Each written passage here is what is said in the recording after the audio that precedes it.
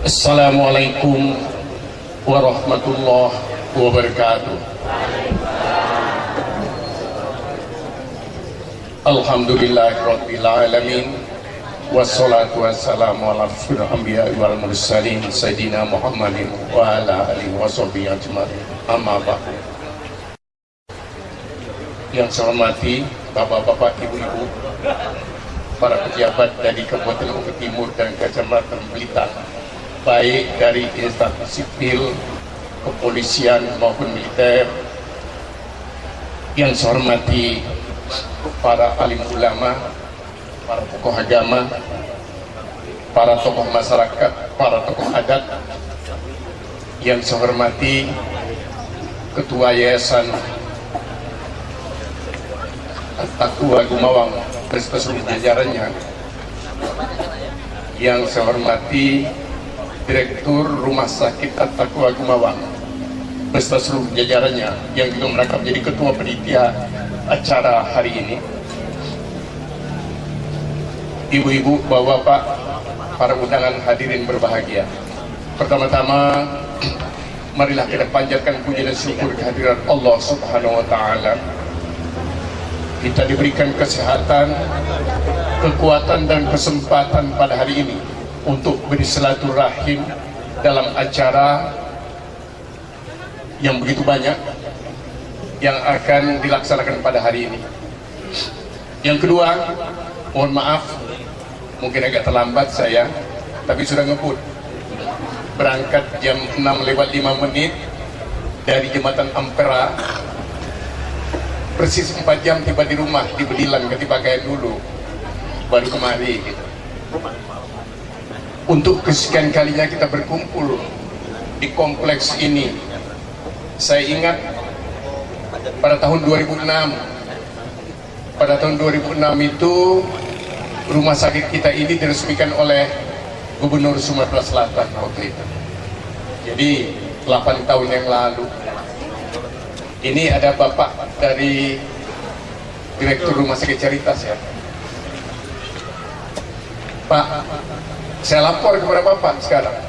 Tahun 56 saya hadir peresmian Rumah Sakit Caritas. Tahun 56 saya kelas 5 sekolah rakyat di Mojosari Bika 9.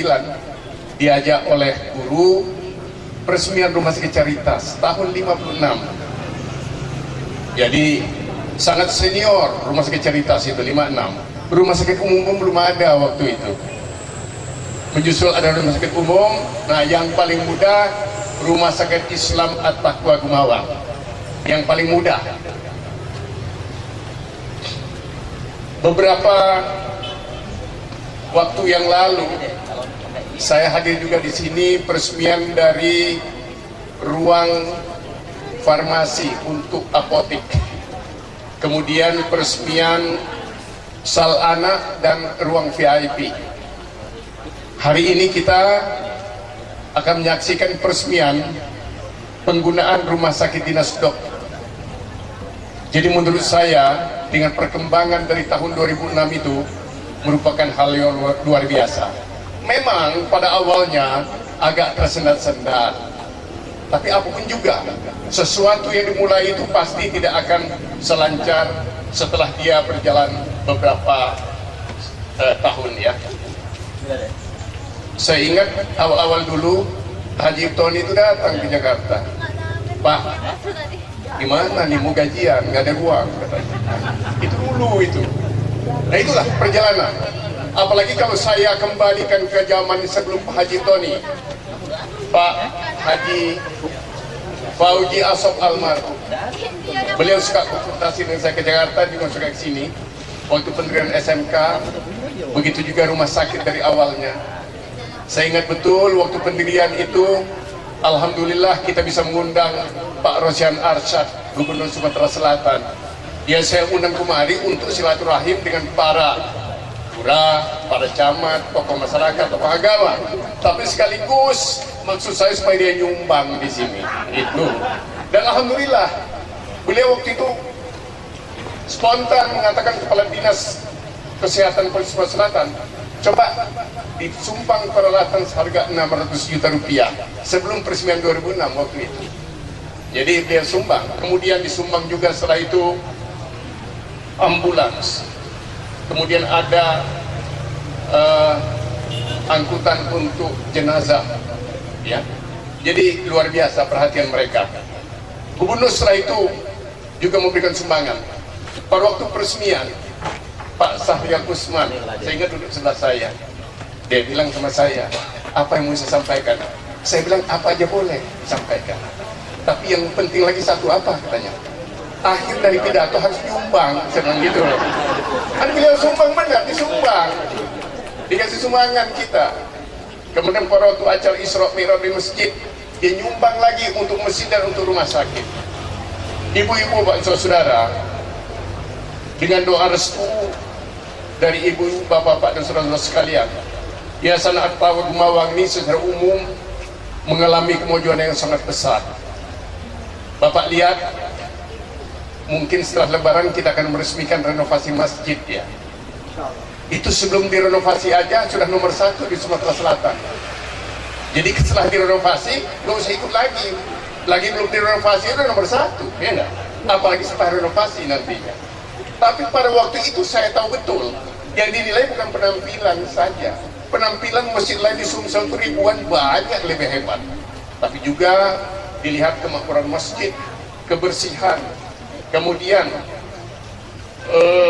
sistem pembukuannya dan sebagainya. Alhamdulillah masjid kita maju. Rumah sakit sekarang Pak Haji Tony, saya nggak datang lagi untuk minta gaji katanya. Malah rumah sakit sudah mulai nyumbang ke yayasan untuk masjid dan sebagainya. Alhamdulillah saya katakan begitu. Begitu juga didirikanlah TKIT dan SD setelah peresmian masjid itu. Alhamdulillah saya dapat mendapatkan laporan bahwa itu maju TKIT dan SD-nya. Yang sudah ada adalah Madrasah Sanawiyah dan SMK juga mengalami kemajuan yang cukup signifikan untuk Kecamatan Belitang ini. Nah, ibu-ibu kepada saudara, inilah Yayasan At-Tawad Mawang milik kita semua. Tapi ada satu yang saya betul-betul di luar dugaan saya. Pak Haji Tony bisa memberikan asuransi kepada para alim ulama, para kiai. Ya, ini luar biasa menurut saya. Apa saya yang memang kurang informasi, tapi saya tahu bahwa yang saya dengar baru kali ini. Luar biasa. Yang mudah-mudahan nggak ada yang masuk rumah sakit sih, ya toh. Ngapain masuk rumah sakit? Tapi seandainya harus masuk rumah sakit, apakah berobat jalan atau rawat inap? Gratis, Pak. Nah, tolong kami minta pada saya doakan aja. Yayasan atau mau dimaju terus gitu. Doakan, Pak, ya. Itu. Ibu-ibu pada saudara, inilah sumbangan kita kepada masyarakat, sumbangan kita kepada negara. Bapak bayangkan kalau sekarang cuma ada rumah sakit umum dan rumah sakit Caritas, saya kira nggak bisa nampung. Untung ada rumah sakit Islam tambahannya. Paling tidak itu ya. Itu. Kemudian sekolahan juga. Sekolah, ternyata setelah didirikan TKIT dan SD, itu peminatnya banyak sekali. Nah, itu antara lain sumbangan kita untuk peningkatan sumber daya manusia di Oku Timur atau di Indonesia. Karena bapak-bapak, saya kasih informasi ya, saya ulangi lagi. Human Development Index Indonesia masih di atas nomor 100 ke atas untuk dunia yang jumlahnya kira-kira 200 lebih negara. Kita di atas. Apa komponennya? Selain income per kapita, kesehatan masyarakat dan pendidikan. Kita bergerak di sini di kesehatan dan pendidikan. Ini maksudnya adalah walaupun kecil, sumbangan kita untuk meningkatkan kualitas sumber daya manusia, untuk meningkatkan Human Development Index dari Indonesia di mata dunia. Ibu-ibu dan saudara, boleh saya bicara sedikit ya? Kita ini harus bangga menjadi warga negara Indonesia. Ibu-ibu tahu nggak bahwa dari 200 lebih negara di dunia ini, kita ini masuk dalam yang namanya G20, yaitu 20 negara yang paling besar produk domestik brutonya di dunia. Kita pada waktu itu urutan ke-16. Jadi 20 negara dari 200 Kita masuk di sana, kita maju berarti. Penduduk kita urutan keempat setelah Cina, India, Amerika, kemudian Indonesia. Tapi dari produk domestik bruttonya kita urutan ke-16. Tapi pada waktu ini dikatakan kita sudah masuk 10 besar dunia. Sebetulnya masuk 10 besar gini ceritanya. Kalau Bapak punya gaji $1.000 di Indonesia dengan $1.000 di Amerika beda. Itu. Jadi kalau $1.000 di Indonesia cukup, tapi kalau hidup di Amerika nggak cukup karena harga mahal. Yaitu ada yang disebut dengan purchasing power disparity. Jadi kalau dibandingkan dengan harga barang pendapatan Indonesia itu, kita masih 10 besar dunia sekarang ini. 10 besar dunia. Mungkin ya dari segi kalau ukuran materinya 10 besar dunia itu tahun-tahun luar biasa. Bayangkan 200 negara lebih di dunia ini, 10 besar Indonesia. Tapi saya katakan, saya berani menjamin kita malah lebih dari itu. Itu ukuran untuk materi, tapi ukuran kebahagiaan mungkin kita lebih hebat dari mereka. Lebih hebat kita dari mereka kebahagiaan. Lebih tenang hidup orang Indonesia itu. Kenapa? Saya bilang sama orang-orang, teman-teman saya yang dari luar negeri, saya bilang, walaupun you kaya, you jadi profesor, you pegawai tinggi, tapi you nyetir sendiri, nyuci sendiri, ngepel sendiri, bikin kopi sendiri. Tahu you Indonesia, walaupun gak nomor 1, pagi-pagi batuk, kopi datang. Kan hebat kan? Kalah kamu orang itu, sebenarnya kalah kamu. Kami ini gak pernah nyuci, walaupun kita uang pas-pasan tetap ada yang bantu kita untuk nyuci, untuk bikin kopi. Saya bilang gitu. Di negara kamu nggak ada gitu. Jadi kalau ukuran kebahagiaan, mungkin orang paling bahagia. Karena kita bahagia, maka banyak tenaga kerja kita kirim ke luar negeri untuk membahagiakan orang lain di Arab, di Malaysia, gitu. Mungkin senang dia. Jangan orang luar negeri bilang jangan senang sendiri. Jadi kalau bapak-bapak jalan di Singapura, di Orchard Road yang namanya Lucky Plaza, itu kalau Sabtu Minggu itu banyak orang Indonesia itu di sana. Atau di Hong Kong itu di alun-alunnya itu pada hari Sabtu itu orang Indonesia semua isinya. Nah, karena kita ada tenaga kerja kita berlebih, kita kirim di sana ikut membahagiakan orang lain. Gitulah ceritanya. Ya, jangan dilihat dari segi negatifnya, jangan. Bagus itu. Habis di sini dia gajinya 10-20 kali lipat di sana. Lebih baik dia pergi aja di sana ya, daripada jadi pengangguran di sini. Begitu. Jadi ibu bapak dan saudara, kita di Indonesia menuju suatu negara yang betul-betul diharapkan 10 tahun mendatang. Ya. Diharapkan paling tidak kita sampaikan Turki. Sama dengan Turki, income per kapita rata-rata Turki itu 3 kali Indonesia. Sekarang ini penduduk 80 juta, kita 240 juta. Pak, kalau bapak-bapak sempat selain umroh, pergilah ke Turki. Itu 90% penduduknya orang Islam, tapi negara yang maju banget. Jadi kita Indonesia bangga dengan 240 juta penduduk, turisnya incoming turis. Incoming turisnya itu 7 juta. Senang kita. Turki itu penduduknya 80 juta, turisnya 80 juta juga. Kan hebat dia. Itu semua dirawat, soal pelayanan, soal kebersihan dan sebagainya dirawat semua sana. Sudah negara maju. Makanya saya katakan, 2 negara yang berani nantang Israel perang, ada 2 negara yang Israelnya nunduk Israelnya. Satu namanya Iran, kedua namanya Turki. Nantang perang nggak berani dia, nunduk dia. Itu luar biasa. Dan dua-dua negara Islam. Iran bilang, kalau kau berani nyerang Iran, ku hilangkan dari peta bumi kamu. Dia diam dia. Turki mau perang sama saya, diam. Dulu waktu bantuan kemanusiaan datang kan banyak orang Turki yang meninggal. Turki marah. Oke, nggak apa-apa. Asal kamu minta maaf. Dia nggak mau minta maaf. Dia ajaknya perang, akhirnya minta maaf sekarang. Jadi ada. Jangan khawatir kalau dengan bapak-bapak ibu-ibu Israel kejam sekali, tunggu aja. Tunggu aja.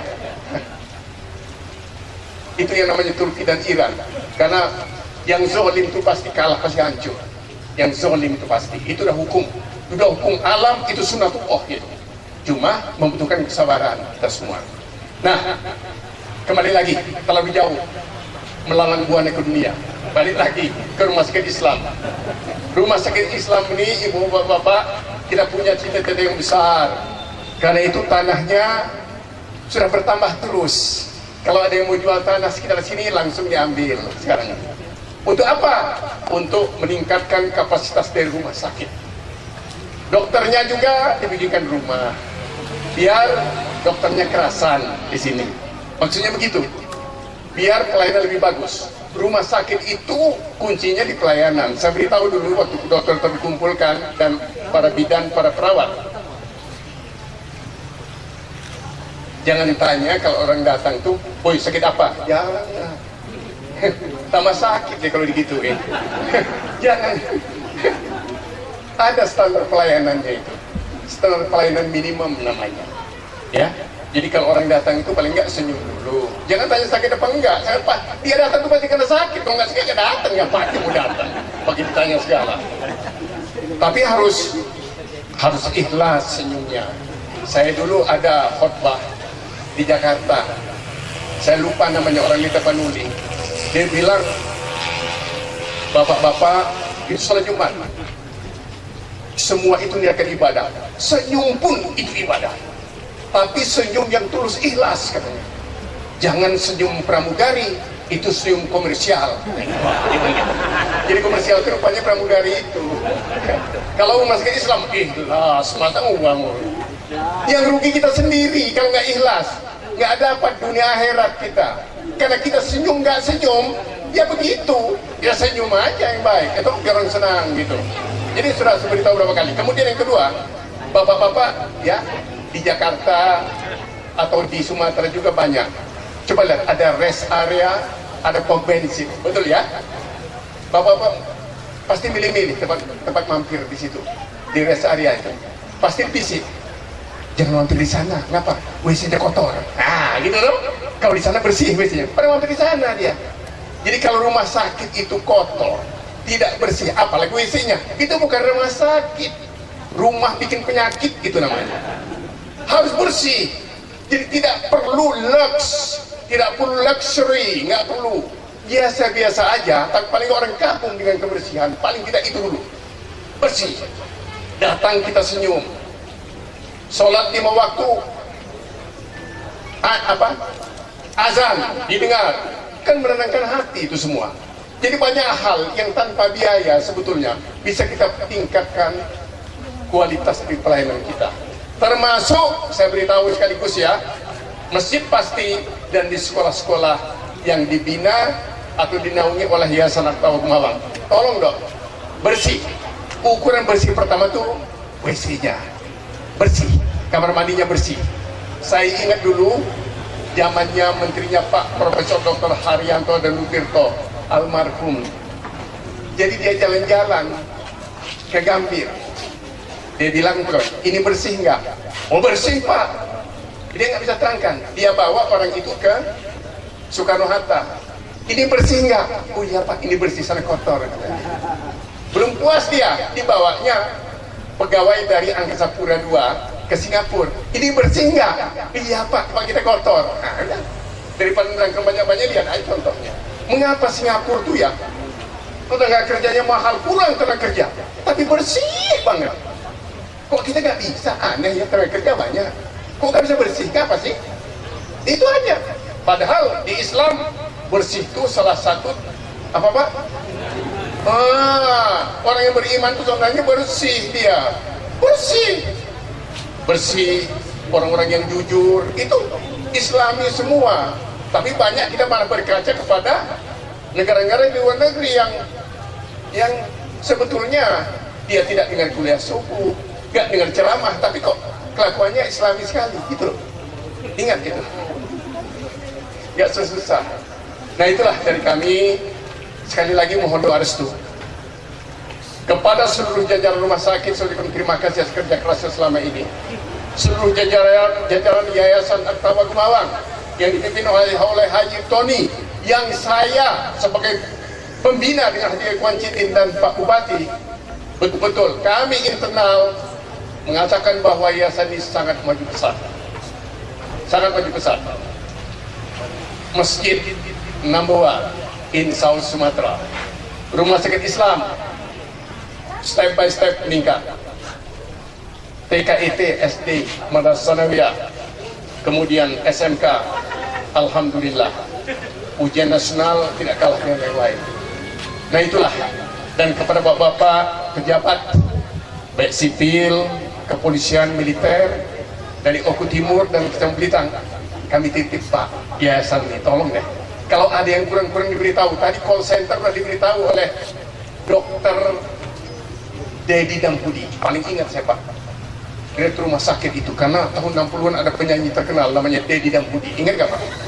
Jadi begitu kenalan sama saya, nggak lupa seumur hidup sebagai nama kamu, Dokter Dedi Dampudi. Nah, hanya bedanya yang sana rekaman, di sini nggak rekaman ya. Rekamannya lain, di laboratorium rekamannya gitu. Nah itulah dari kami. Karena mengapa sekarang kami titip Pak? Karena tanpa masukan, tanpa bantuan bapak nggak mungkin bisa maju. Ya, apalagi saya Dewan Pembina yang ada di Jakarta. Tapi alhamdulillah setiap diundang Haji Tony kami hadir. Mengapa nggak hadir Pak? Harus hadir. Karena dia bilang mau datang nggak mau, saya bilang sudah kalau mau datang, kalau saya tentukan tanggalnya mungkin nggak cocok, situ yang menentukan katanya. Nah, udah kalah kan saya, situ yang menentukan. Jadi alhamdulillah saya bisa hadir.